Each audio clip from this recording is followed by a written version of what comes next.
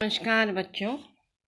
आज मैं बीए प्रथम वर्ष के बच्चों को उनके पाठ्यक्रम पर आधारित कौमुदी महोत्सव एकांकी पूर्व में भी पढ़ा चुकी हूँ, लेकिन आज परीक्षा की दृष्टि से जो बहुत ही महत्वपूर्ण अंश हैं उनकी व्याख्याएं आप लोगों के सामने कराऊंगी। तो देखो, इसमें सबसे पहली जो व्याख्या है वो है, देखिए, वसुगुप्त संदेह पानी का बुलबुला नहीं है जो एक क्षण में भंग हो जाता है। संदेह तो धूमकेतु की रेखा है जो आकाश में एक ओर से दूसरे ओर तक फैली रहती है। और धूमकेतु जानते हो किस बात का प्रतीक है? भय का, आशंका और अमंगल का। बेटा, ये एकांकी जो है वो डॉक्टर राम कुमार वर्मा के द्वारा रचित है।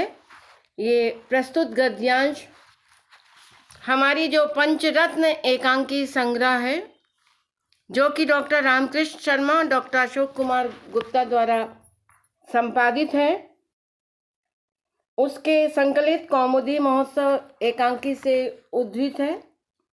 इसके रचयिता लेखक डॉक्टर राम कुमार वर्मा जी हैं। मौर्य सम्राट चंद्रगुप्त द्वारा नंद वंश का समूलोच्छेद कर दिए जाने के बाद कुसुमपुर के नागरिकों द्वारा उसके स्वागत में विभिन्न आयोजन किए जा रहे हैं। सम्राट भी अपनी विजय के उपलक्ष्य में कौमुदी महोत्सव का आयोजन करना चाहते हैं। इसी संदर्भ में कुसुमपुर के राजकक्ष में समाहर्ता वसुगुप्त अंतपाल यशोवर्मन के वार्तालाप के प्रसंग में प्रस्तुत पंक्तियां जो हैं वे उद्धृत हैं, क्योंकि यहाँ पर वसुगुप्त संदेह पानी का बुलबुला है कहकर कहा गया, यानी अंतपाल यशोवर्मन से कहता है। यद्यपि कुसुमपुर की जनता सम्राट चंद्रगुप्त की विजय के उपलक्ष्य में प्रसन्नता व्यक्त कर रही है, किंतु यह विश्वास करना कठिन है कि प्रजाजनों के मन में भी राजा नंद की स्मृति निकल गई है। उसे संदेह है कि प्रजा किसी भी समय विद्रोह कर सकती है।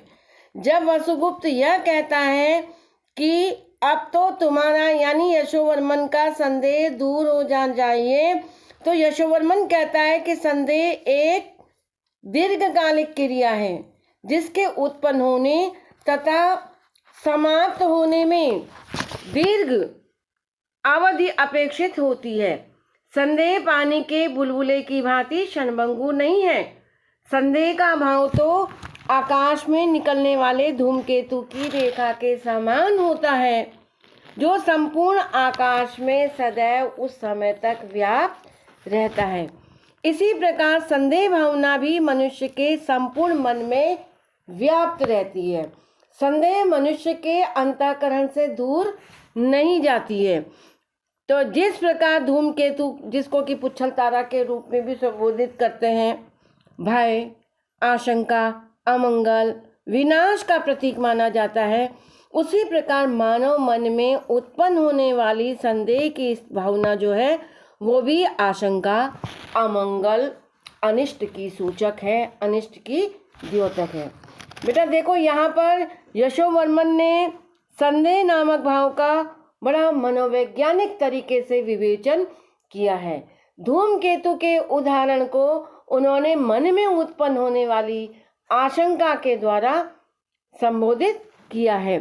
अंतपाल के रूप में यशोवर्मन का कुसुमपुर को की प्रजा पर संदेह करना उचित है, क्योंकि पराजित पराजनों में से कुछ को अपने भूतपूर्व राजा के प्रति सहानुभूति भी हो सकती है, यह स्वाभाविक क्रिया है। भाषा आप देख रहे हैं, राम कुमार वर्मा जी ने बिल्कुल परिष्कृत, परिष्कृत शुद्ध खड़ी बोली का प्रयोग यहाँ पर किया है और रूपक अलंकार का यहाँ पर प्रयोग हुआ है। तो रूपक उपमेय में उपमान की जहाँ पर अभेदता स्वीकार की जाती है वहाँ पर रूपक अलंकार होता है। तो देखो बेटा, मैं आपको बता रही थी कि संदेह पानी का बुलबुला नहीं है जो एक क्षण में भंग हो जाता है। यदि मानव के अंतःकरण में किसी भी रूप में संदेह उत्पन्न हो जाता है तो वो सहजता से, सरलता से समाप्त नहीं होता है। इसकी स्थिति तो वैसे ही है जैसे आकाश में जब पुच्छल तारा धूमकेतु दिखाई देने लगता है तो इस बात का, धूमकेतु का आना इस बात का सूचक होता है कि कोई ना कोई अनिष्ट घटना घटित होने वाली है, कुछ न कुछ अमंगल होने वाला है, अनर्थ होने वाला है।